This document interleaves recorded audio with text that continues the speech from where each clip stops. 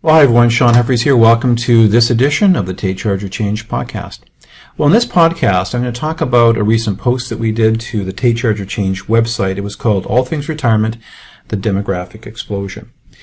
We've been posting some information lately focused on retirement income planning. Of course, we're doing that because a lot of the work that we do discusses the issue of transitions in life, whether that's a retirement transition, it could be the divorce or separation, death of a spouse, dealing with aging parents, starting a family.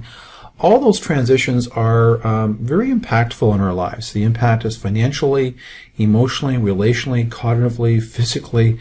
I mean, they have pervasive impacts. And so it's important we talk about these issues so we can navigate change successfully and actually come out of those change periods stronger than we were when we went into them. So let's talk a little bit about retirement. We're going to talk today about the demographic explosion. And so when we talk about demographics, it's a pretty significant issue when we take a look at the fact that 5 years ago, 170,000 people retired annually in Canada. Today it's 250,000. And in 5 years it'll be 400,000 annually. In North America, 10,000 people retire every day, believe it or not. Insane number. That translates to 1,200 people retiring every hour of an 8-hour working day. Amazing.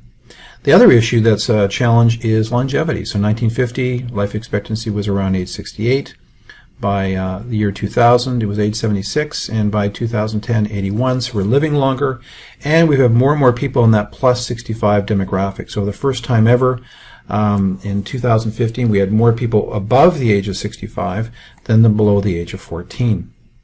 Stats Canada data, this is a chart from a few years ago, but it's very good illustration of what's happening demographically. So you can see in 1971 we had this Christmas tree-like image, lots of people at younger ages contributing to the tax system to pay for the benefits of about 8% of the population above age 65 for health care and pensions. By 2011 you can see this demographic group, the baby boomers, is moving higher. They're still working and they're paying for 14.4% of the population are above the age 65.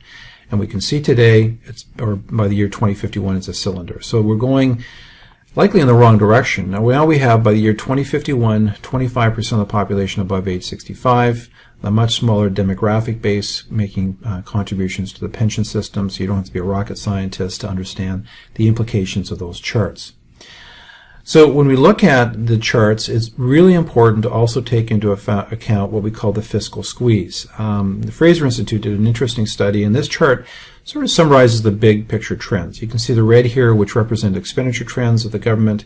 We can see that we saw as a percentage of GDP, these trends were going downward. We saw a healthier system from a fiscal management standpoint, a government debt and revenue expenditure standpoint, and then since 2015 it's just like flying right off the charts. We saw a bit of a spike here because of the 2008 financial crisis, and then we saw the federal government beginning to right the ship, and then since 2015 we're just taking off like a rocket ship.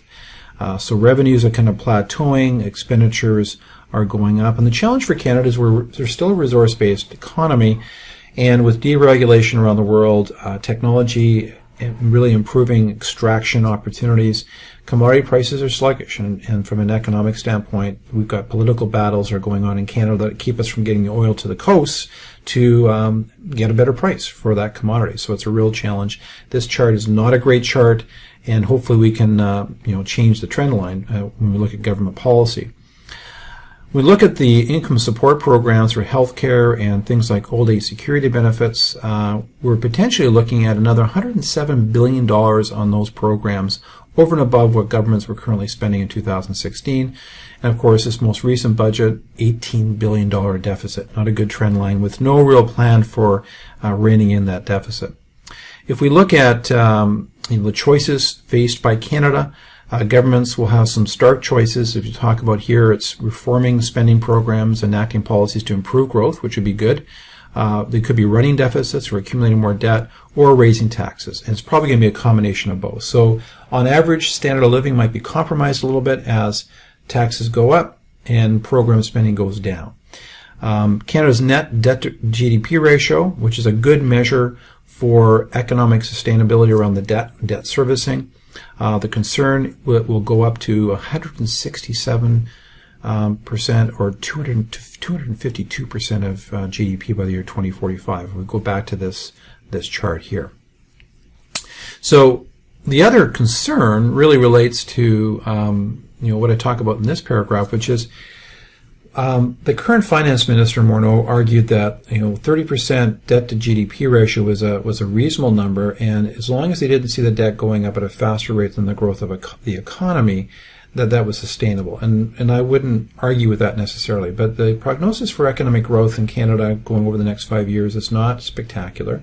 We've had a good economic run. We're probably on the latter stages of that economic run. And the reality is that provincial governments are not in good shape. Look at any provincial government in this country, name one that's in really, really healthy financial shape. You can't really name one. And municipal governments are in the same situation. So it's not like we're in really good fiscal, financial situations across the country. We don't have a lot of margin to deal with financial surprises, recessions, shocks to the system. And then you put on top of this an aging population, increasing Alzheimer's, dementia, healthcare costs, pension squeeze. This is why the biggest takeaway of this whole blog post is you need to take personal responsibility. Lobby your MP to become, really let them know that you want to be, you want them to be fiscally prudent and to manage deficits and and debt effectively.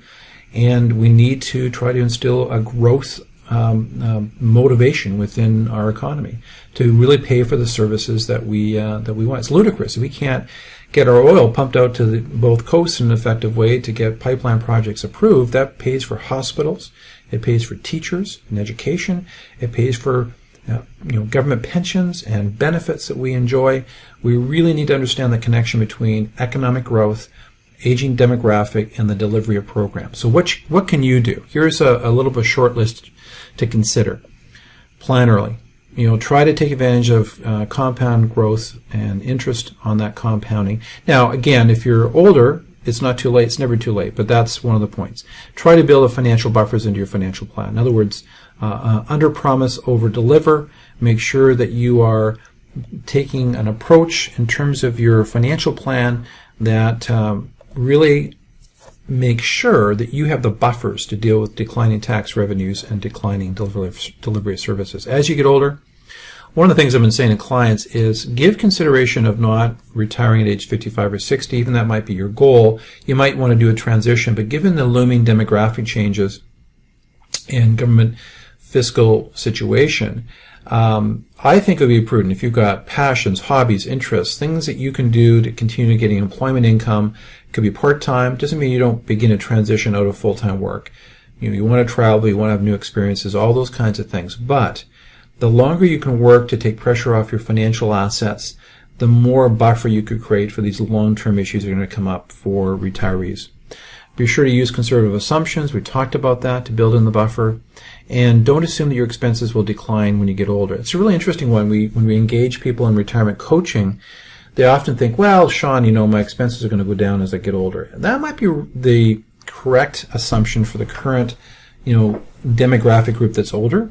But the reality is, if this thesis is correct, that tax revenues will go up, delivery of services will go down, so governments will cut back on services, we've got more and more people retiring, putting more pressure on the system, your expenses will not go down. What will happen is your discretionary expenses for travel, like travel, will go down for sure, but your non-discretionary expenses for healthcare will not go down. You'll pay more for healthcare, and one of the reasons for that is the delivery of services will decline incrementally. So governments will cut back on services, and you'll be paying for more and more services out of pocket to get quality healthcare. That's the reality. So whether you're hearing it from politicians, the reality is, that will be a trend line you have to deal with.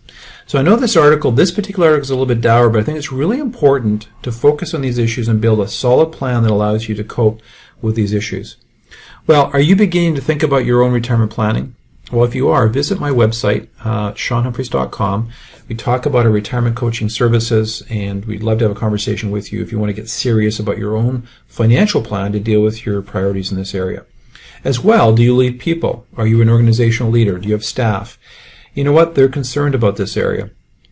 And so if you deliver financial coaching, group workshops in the area of retirement income planning, estate planning, it'll provide peace of mind. They'll be more confident financially. They're able to link their current benefit package to that educational experience to see the value of that kind of benefit that you provide them with. And they obviously will appreciate that kind of education. It shows that you care. And that leads to more engaged staff.